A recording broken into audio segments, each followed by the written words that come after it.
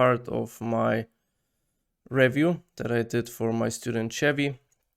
So yeah, we will just jump into it. The first hand is at 7-16. It's this one, Queen 10. Here the Queen 10 and versus 2x. I think totally fine. Wait, I will just make it a bit quieter here. Totally fine defend. But I'm more interested in the post-flop play. Here on the right side, I think you just, I would just recommend to go a bit small on the flop, to not go half pot. But yeah, if you have reasons, what was your reason here to go half pot on the flop? I think you went half pot. Just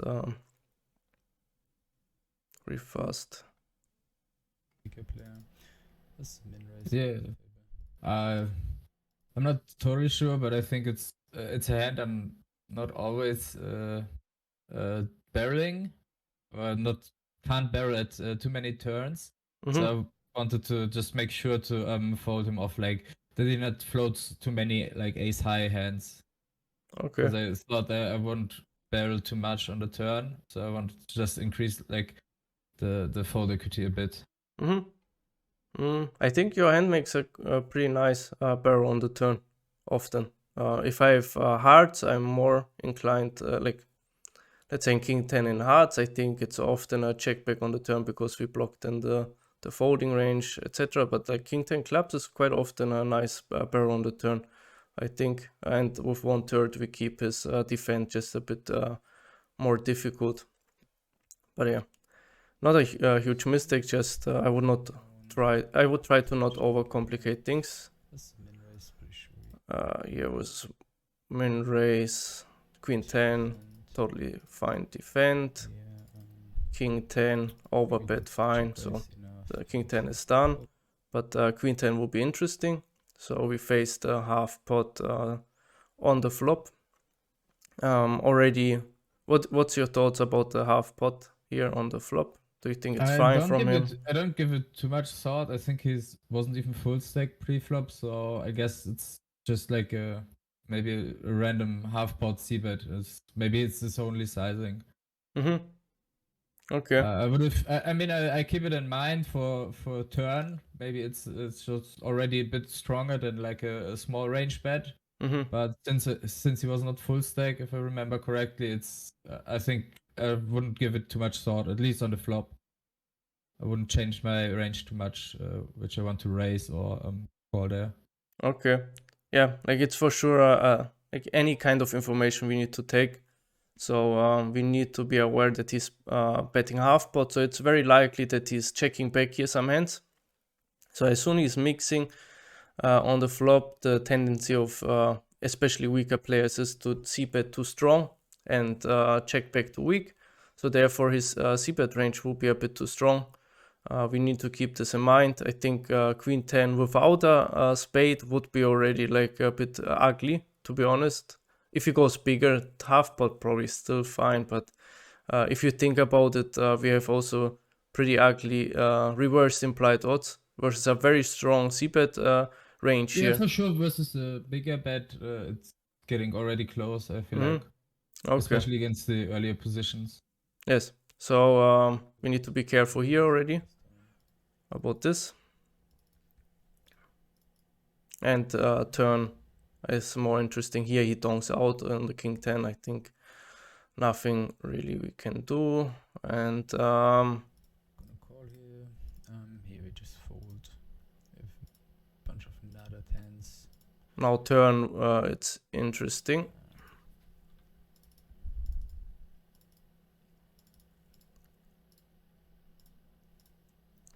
Wait, I will just put speed a bit up that we don't wait too long. And yeah, he pot sizes. What's your thoughts now on the turn?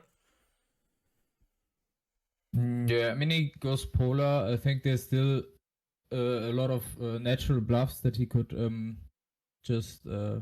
that he just will find, like king queens and queen 9 suited. I mean, king queen offsuit is for sure a big part of his range that he could just overbet on it or pot size bet on the turn. But definitely a strong range. I mean, he will probably miss some unnatural bluffs there. Okay. So yeah, we need to be careful here. Very careful that we don't over defend. I think you have the tendency here, and I saw this already in the past more often, that you are too sticky on turns. In some spots it's okay. For example, if it's button versus big blind, and then he has like way more bluffs. And for example, if he goes 1/3 on the flop and he's button big blind, turn he barrels, then I'm I'm okay with being a bit more sticky. But here we play versus MP. We play also versus probably messed up or too strong c-bet straight. Therefore, turn should be a pretty straightforward fold. And we also block his natural bluffs. That's also dangerous. And we, like I said, we have some reverse implied odds by hitting like our queen. We I are mean, not always good. Yes. I would have fold always like ace 10 for sure, cause we hit 2 pair when he makes straights and stuff. That's why I thought like the queen 10 performs a bit better as a call there than, or like a king 10. Mm-hmm. That was my thought process at least. It's a fine thought But process. It's not wrong, but still, it's too sticky. yeah. You lose money here. I'll show you also very fast. I checked it also in GTO Wizard very fast. That's the AI solve. So I just gave UTG a half pot c-bet straight. So you see that he's supposed to check back some top pairs, some over pairs, which is not happening probably. And then he will probably check back a bit too much this pocket pairs. So his c-bet strategy will be too strong, most likely. His c-bet, so many bets. Our queen 10 is sometimes racing, which is interesting, but I would like, this would be, I think, a big mistake to just copy this kind of play. So as soon I've kind of the read, or like the as soon I think that the villain is more on the stronger side, I don't want to react by being myself aggressive. I think we can go very fast into spewy territory when we react like this. There we need to be careful. Even if you study this kind of hands and you see your hand being a raise, don't blindly implement this into your game. It also does yes. not seem like a board he's gonna overfold versus a check raise. Correct. A huge amount. Yes. So he will be quite sticky, I think. And I think if you check raise here and you barrel it off on some spades, it can be that he's too sticky with like aces with a spade, queen, like not realizing that he blocks bluffs, stuff like this. Like I think it's a very bad play here to just go aggro versus his stronger c-bet range. So call is better than raise for sure. And it's still a call, even if it's a bit too tight. I guess it's still fine, especially with the spade. And turn comes the 3. So he should go for the overbet, which makes sense, of course, but he went with the pot size, which speaks again for like a weaker player. As soon as pot sizing instead of overbetting. But then I feel like if he overbets, I would have definitely get but less sticky. But I wasn't like so since I don't face so many like pot size bets or more of the overbets. I was like I sort of need to kind of defend a bit more than just like a range I would have normally.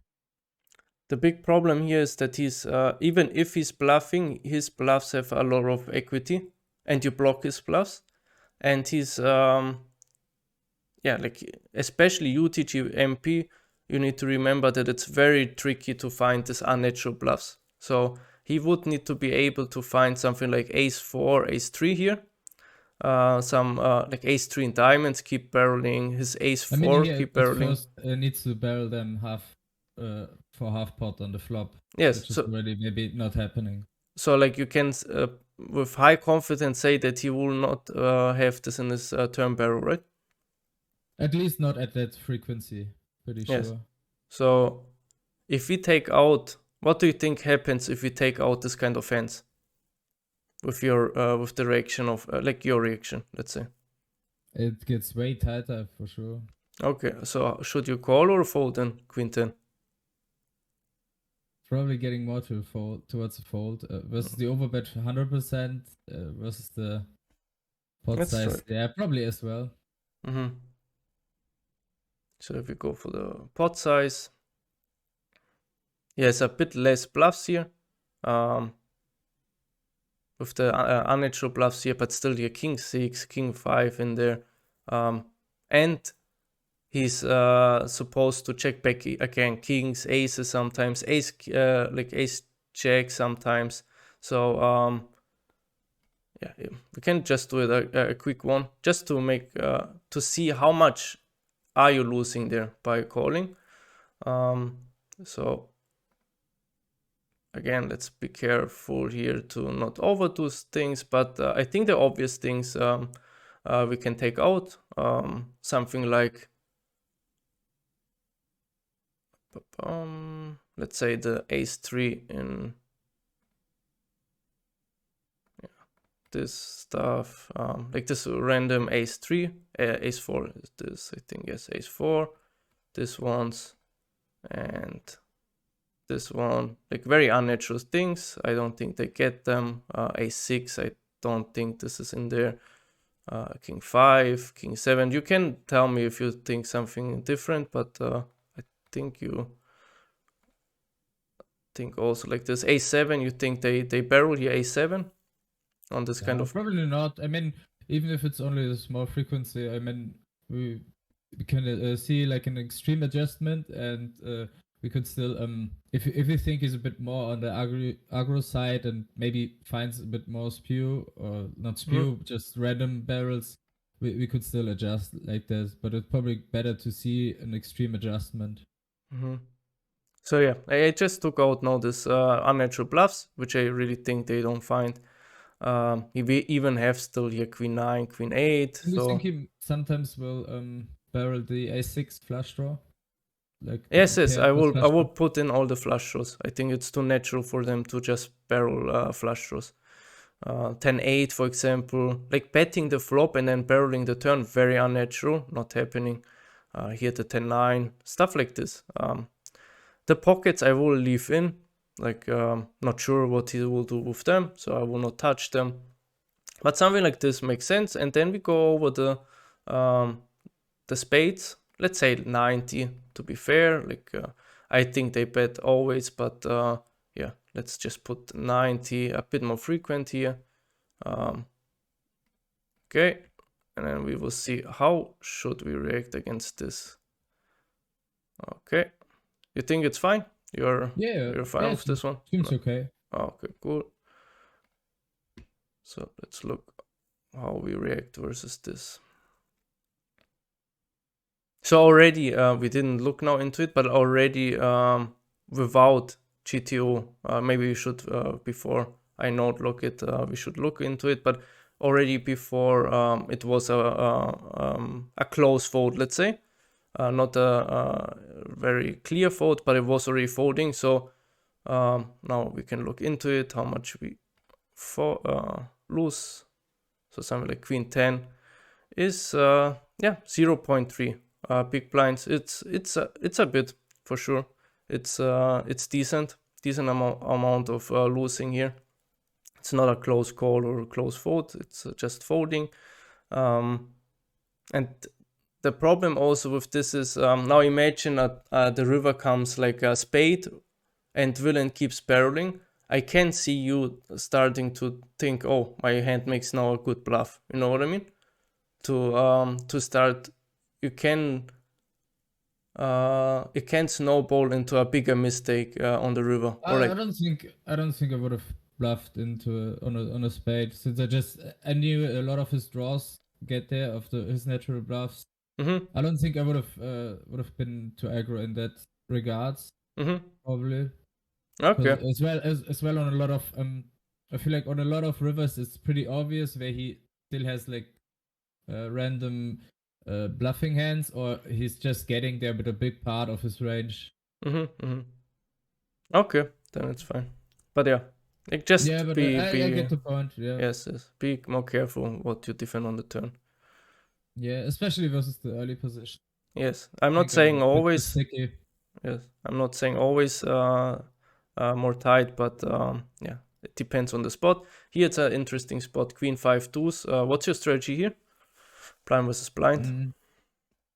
I think I usually mix on like queen eyes. I think some bunch of like king instead of a queen. I would have still going for a range bet against a bunch of opponents. But I think on this board type, I'd rather go for like a mixed strategy. What about Queen 5 deuce rainbow? There I would have against some opponents still range bet probably. So, because I think they won't attack like the range bet enough, and they will overfold very Okay, likely. okay. There I can show you something interesting because it makes sense to not range bet here. Rainbow, totally fine to range bet, I think, versus, like you said, most opponents. They need to defend very unnatural. Flush draw, he has more equity, he has more EV, so we I mean, he cannot has get. more natural defense as Yeah, well. correct. So it gets harder for him to do mistakes, but he still do mistakes. And as soon, because I saw that you don't even think about c betting, which your hand is one of the hands that makes sense to just check, yes, but we need to consider his mistakes. For example, him not racing enough, or like if he just slightly overfolds versus a c bet, and we can look into how much it affects the c bet range, so his overfold. Again, we will go into node locking and see how it affects our range or strategy. So this is the standard GTO strategy versus GTO opponent. There your check is totally fine. Makes sense. Yeah, that's And what I felt like without good like too many recent. barrel cards. I felt like yeah, it's maybe maybe a bit too hard to continue start betting this hand. Okay. This was I thinking in that moment, I guess. Which is fine. I think when you think, because still like you play 100, 200, right? Like in this environment, especially Russian cash, the people react pretty nitty. It's way more likely that they overfold this kind of hands. I will show you the hands that I think they overfold. And there it's also nice to have no spade, for example, because we kind of attack this hands that like 7-6, for example, 8-7, 9-8. I think they get very tricky already. Like just a I 8 mean, high, 7 high. the thing is for this is probably for like a bit lower rake, but for the Russian cash ranges I personally use, you're never defending a 7-9 offsuit, I think, and even the other offsuit connectors, the lower ones, are getting really close. Okay. They're not defending at that high frequency that you would on like poker stars. That's at least something. And I'm aware not everyone is It's too aware of these studied. ranges. Yeah, not everyone is aware of that ranges, but it's definitely something I look out for. And yeah, not exactly sure for that guy how Okay. aware he is. Yes. Like as soon I wanted to say, like as soon he's more nitty, as soon he folds this kind of hands, then of course then check makes sense, because this, we just ask ourselves which part are we attacking or where is he doing mistakes. And I see here this zone of like making like this overfold, and this overfold is already enough for me to see bet. If he doesn't have the sense, then yeah, you can go ahead and check. So I would just go then, because you play more this Russian cash 100. So just go after your experience. If you see them calling 8-7, 7-6, 9-8, very often, then I would loosen up there with my c-bets. Just Yeah, usually I take notes as well if I get to showdown like blind versus blind and I see some of these defense that are really close or like zero EV in theory, and already make a note if I assume someone is flatting too wide in the big blind. Okay, good. So yeah, you get there the point. Just if he's a loser, like if he has the sense, then it's a totally fine c-bet. I also would make a note on him that he bets 3/4. Sometimes it's a very nice board where people can develop very easily sizing tells. So if he has sixes, sevens, I don't think he bets like this. Then he goes for 1/3, for example. If you catch this kind of things, you can attack very heavily the smaller sizings. Just as a tip. Okay, next one is. So yeah, here the ace jack suited, the recreational opens, the records, and we have a recreational in the big blind. And yeah, there I wanted to know the reasons for the call instead of the squeeze.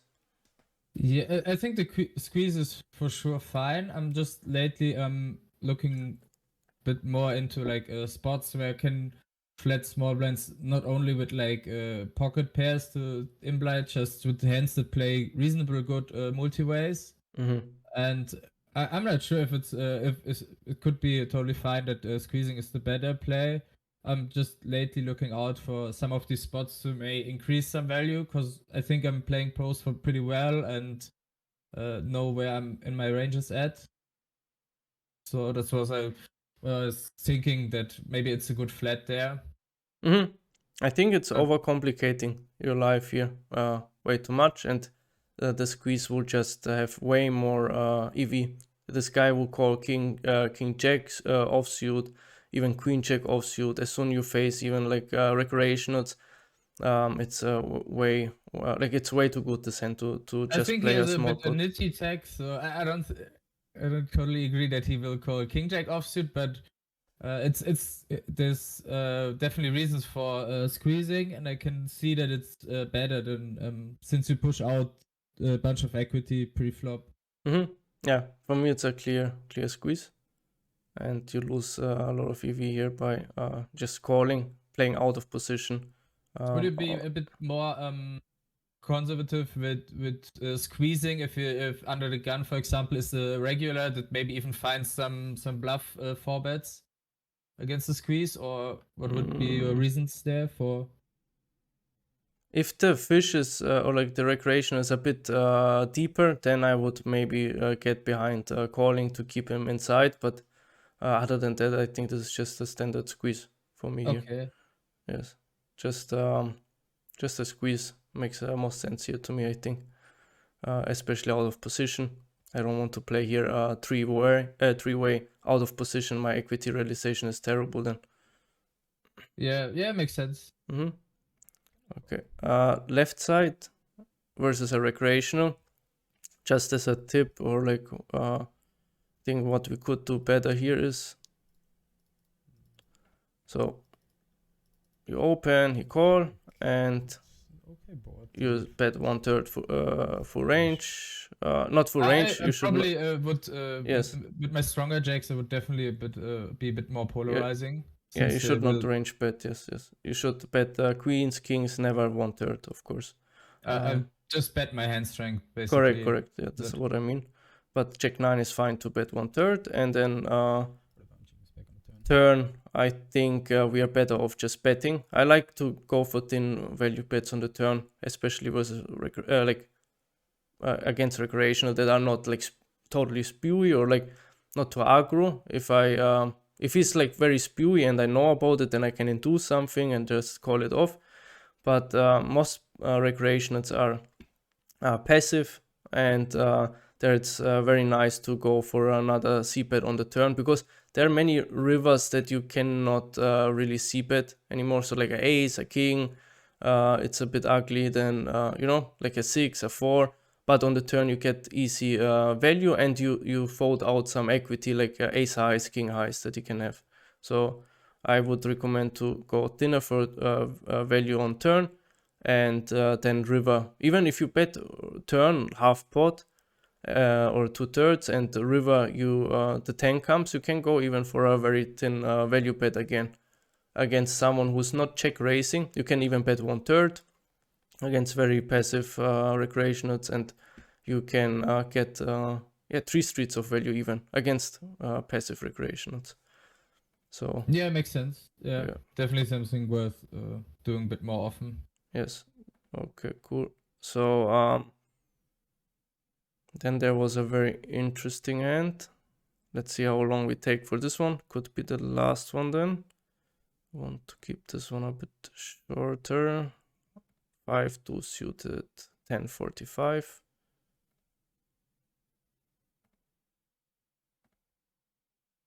Yes, this one. Oh yeah, this was interesting. Yes.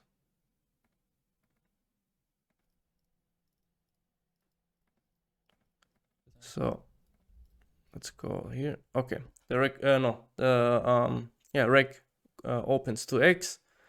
Recreational quotes in the small blind, and you complete in the big blind, which is totally fine. Okay, now we get this flop. Any thoughts on the flop already?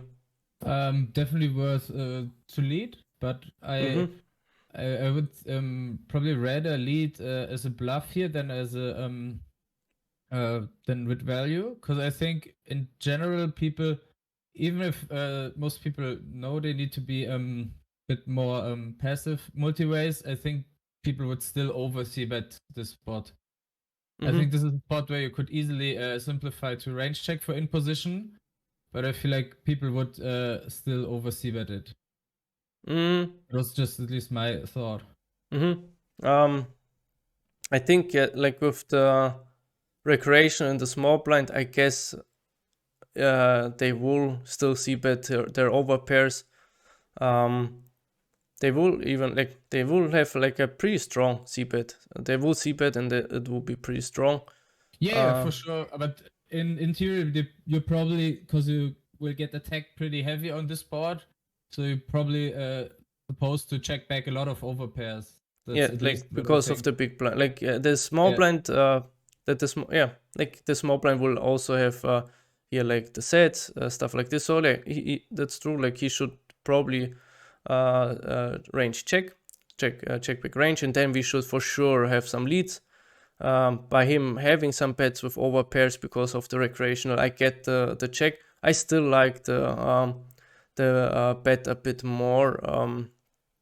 I think. Let me think. I have to say, for me, at least I'm trying to have more leads like multi-ways, but in single race pots, or at heads up, I usually don't lead, because I feel like whenever I face a lead, it's always like the stronger part, because you're supposed, like in a GTO sim, you're supposed to like lead some random Jack 10 club and hearts here, for example, and people just don't do this. So I feel like whenever I face a lead in my games, it's too equity driven, and they look just at the hand and know, oh, that could be a good hand that I can lead. Yes, makes sense. So heads up also, I would not recommend to develop now a leading range, only if you put a lot of study hours there. And I think you can put the study hours for now like somewhere else, like better. But multi-way for sure, I want to develop leads. This spot I think is it's fine, but with the reasons that you mentioned, or like that he's having some bets, it's also fine to check. Yes, if I know that the cutoff is very tight and he gets the range check, then I want to lead. But the bigger thing is then like how we extract value from the recreational. That's a big one. So okay, now he checks, and now we need to decide. Check would be of course terrible, and I think you know this. He will he will never reopen. Besides, he has a 5, let's say. I think overpairs bet very often in his shoes. So we need to definitely bet, but if I bet, then I like more the bigger bet. If the recreational has something like a pocket pair or over pair or something, he will I feel just. like a lot of overpairs he would just lead himself. I don't think he's I mean I think he would be more afraid from overcards than he's afraid from me having a strong hand. Okay, yeah, It's, makes that's sense what I also. feel. Yeah.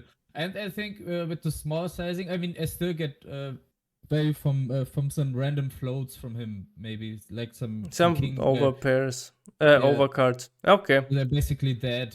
So I okay. just felt both ranges are quite weak, and I feel like with a big bet, it's pretty obvious I have a good hand, at least for the in position player, and I feel like I felt like the small bet is quite useful here, but yeah. Yeah, I get the point. Is like overcards call more often, so it makes sense. Yes. So small bet is fine. Yes. Uh, big big would be also not bad, but if he's checking too often or betting himself too often the pockets, okay. Small makes sense versus overcards to get more chords. But then river, I really don't like what we are doing there. It just question is like, what are like the biggest mistakes recreationals are doing, or like, yeah, how do we get normally money from recreationals? What are the big mistakes? I mean, they're overplaying their hands, Mm-hmm. getting to attach to good hands in spots where they're probably beat. Mm-hmm. Okay. So they overvalue absolute hand strength, right? This is one of the Yeah, key mistakes, let's say, where we get money from the recreationals. So we need to extract maximum value against this. And yes. for example, he has a flush here. How, like, just go over his range, right? If we think about his range, we need to think about is he yeah, how much is he willing to pay me with his like with the strong hands, let's say. So if he has like, for example, a slow, they can slow play here flush draws, some weird play flush draw, like he can have flushes here, he can have some weird played 5x that wants to slow play, can be I mean, I everything in don't there. think we get too much value from 5x now, Mm-hmm. but he could definitely have straights, and I mean, like the 3 or 7 makes a straight, Mm-hmm. and like flushes for sure. Yes. And I thought I want to size like a sizing he's not folding like his straights. Okay. But At least I mean I think the straights are pretty. If he gets to the turn like with maybe like ace 3 type of hand, he probably sticks around. mm-hmm. And I feel like or flushes and straights I think is Okay. the the main thing we can get value from. Yes, like against this range, I want to rather go bigger. Like I think you go too small here. Okay, Yeah, like in this hand my definitely opinion. Mm-hmm. gave me some headache. I Yes, felt like I definitely want to raise, quite reasonable. What would be your size you would choose here? I think all in. I You would would just, go all in, okay. yes, I would I just felt like with an get all in. in, I might scare him away. That was just that's why I wanted to choose like a non all in sizing because Mm-hmm. the pot would be. If But I can definitely get your point.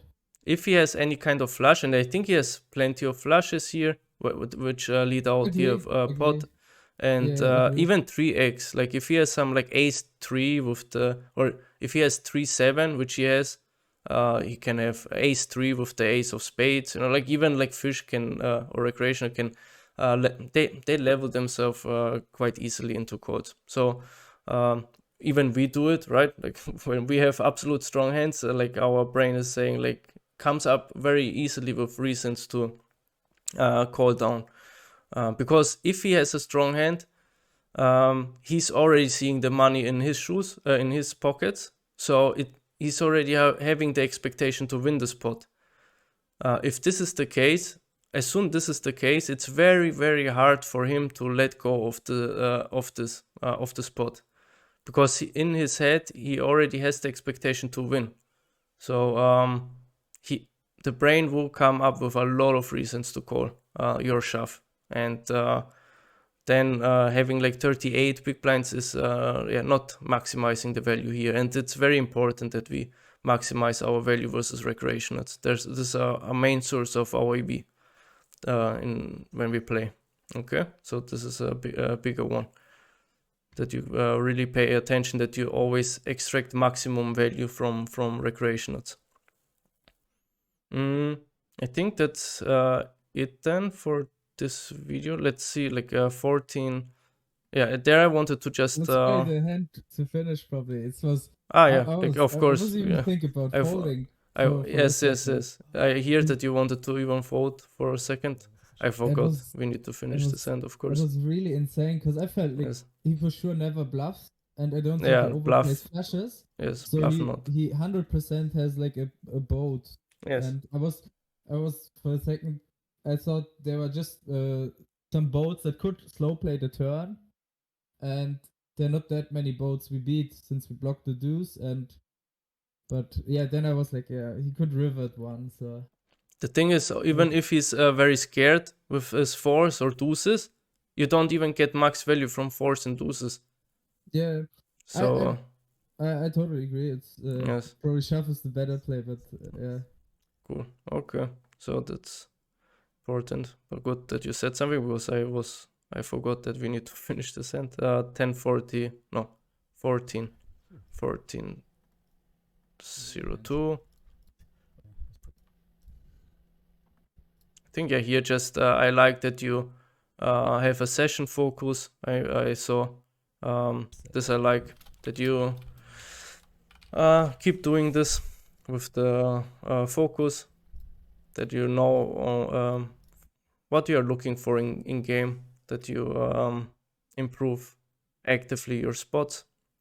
For now, as I said, I'm looking for like some more good spots to flat like a small blind, not only with like pocket pairs, just to have like a bit better balanced range there, especially if like a recreation is in the big blind and a regular opens. I think that's definitely something I when I played on PokerStars, I only like had like the 3-bet or fold strategy. But I think it's definitely worth to with some hands that are just like zero EV or like not even a huge printing 3-bets to invite like a recreational player and make them like a bit more profitable. Yes, of course. That's something I'm looking at least out for. Also important. Yes, that's good. It's good that you try to implement these things. That's nice. Let's do one more. Hand 3-bet randomizer always. Okay. 14:49. There are quick ones. Just here, I noticed that you're not randomizing. You just call the check 9, like just a small one that you. This one is sometimes 3-betting. Polarized strategy. I think you 3-bet very aggro the big blind, but yeah, this one you just missed. Yeah, I guess I mean, I'm aware that it's a 3-bet, but I'm probably one of the guys that definitely not under 3-bets big blind, so I'm probably fine. But yeah, sure, could have given a thought about it more. Exploitive, I like even always to raise this one, or like at least higher frequency than GTO, because they just under 4-bet. And yeah, even if they call, to try to be a bit more on the aggro side. But I definitely, if I have a guy that I 3-bet like a few times in a row already that session, I'm trying to not get him heated or like yes, get him a bit it's angry. good to watch out for these things for sure. You're playing humans and they will react at some point, of course. That's nice. Yeah, even if I'm quite calm because I just feel like I know my ranges. I won't differ too much with them, the other players I play against, they probably can get a bit emotional if they get like 3 or 4 times in a row. Of course, it's normal. This will happen, and it's important to consider for sure. Um, Other than that, 3-3 and ace-3 to passive. So just 3-3 for 15-45. Yeah, it was you open, big blind call, and flop you check back. You can just simplify to a small bet full range here on this kind of boards still. And if you I agree. Yes, and if you check, the problem is with checking that you will check back quite weak. So it's very easy. This is one of the boards where it's pretty easy to check back to weak. And also, when you bet small, he's supposed to slow play some queen jack, some king 10, some 10-9, 10s, 9s, and with a high frequency, even 10s, 9s, 10-9, king 10. And as soon they call, they're like super capped. Like wetter the board, less likely they are to slow play. So a higher likelihood of them fast playing too much. So when they just call, they're more capped, and you can go crazy on turns and rivers. And your hand, it's an amazing bluff on like any kind of runouts. To be honest, if the queen, jack comes, ace comes, any spade.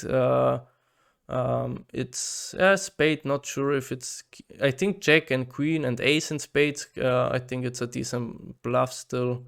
But yeah, mostly like on spades. It's what I do usually as well, but maybe I was just not super focused there, or just yeah, just definitely a mistake. Yes, these things come up very, like in a session they can come up very often. Let's say, if you think about it, like you, for example, if I would have a coach and I try to record something for him, like you put the extra effort, a bit more effort, unconsciously even in, and if there are even some like some hands like this where I could do this, I could, there's always like so much room to improve still. Just totally to make this clear, or like to show you, it's very interesting. There's so many small spots where you just feel like I played them well, or it's I couldn't do anything better. But if you look closely at like a review or something, you get to so many spots where you could squeeze out some big blinds per 100. Correct. Yeah. Yes. It's about also being accurate, and just being. Sometimes it seems like much better the play, because it's a lot of unconscious mistakes, or like we don't pay attention on it. So it's good to know. And ace-3 offsuit to passive. That's the last one, and then we wrap it up. So ace-3 suited. UTG versus cutoff. He seems to be a recreational. We check, which is totally fine. With the backdoor flush draw, it's fine to have a c-bet. It's fine to have a c-bet strategy here on that flop. So I usually check quite a lot, because I feel like people are pretty obvious with their hands. Yeah, as soon they check back, you can normally attack the capped ranges. But yeah, by you saying like this, you saying this implies that you would, like, that you think that they step too strong, and when this is the case, then we need to attack the turn or the river here. Checking down ace-3 versus yes. I feel like we're it sounds maybe ridiculous, but since he's I mean, the blue mark for me is like pretty loose and crazy guy pre-flop, or at least pre-flop, and I felt like I can bluff catch. I felt like he's more likely to spaz out with some random Jack 10, or not spaz out, but tries to bluff a Jack 10 or Queen 10 offsuit hand. Then we would get folds from like pocket pairs. Okay. Because I was like, I don't know exactly how the hand played out, but that's what I what I least think in the moment, that I can check call here.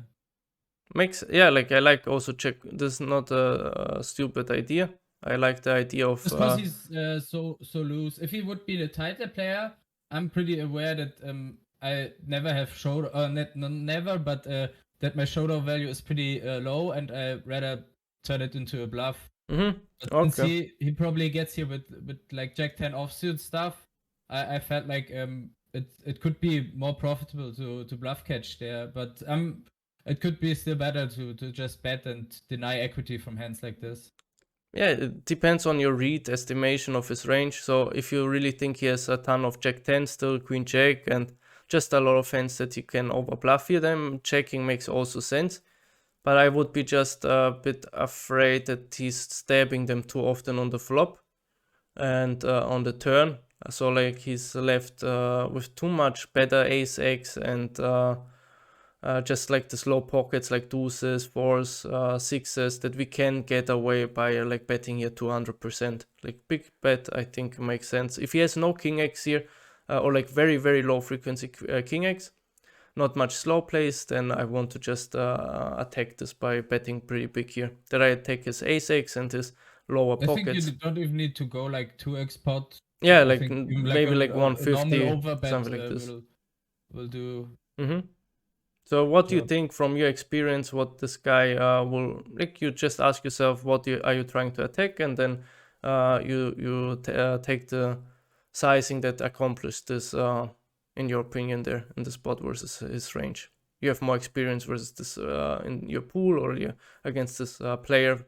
Let's say if you think he folds also against 150, this kind of hands, the slow pockets and the ace X, then it's fine. You have to go 150, of course. Okay, so that's it then for this one. Do you have any questions that came No, up? it was a great session. I feel like definitely learned a lot, and definitely need to focus in every decision Nice. to get like the maximum out Mm-hmm. of a session. Okay. Yes. That's it. Okay. So thank you for doing the session with me. And Thanks for reviewing my footage.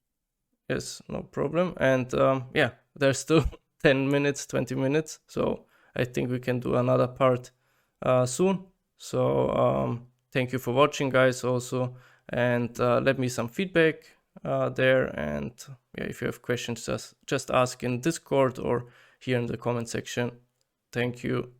See you to the next one. Bye bye.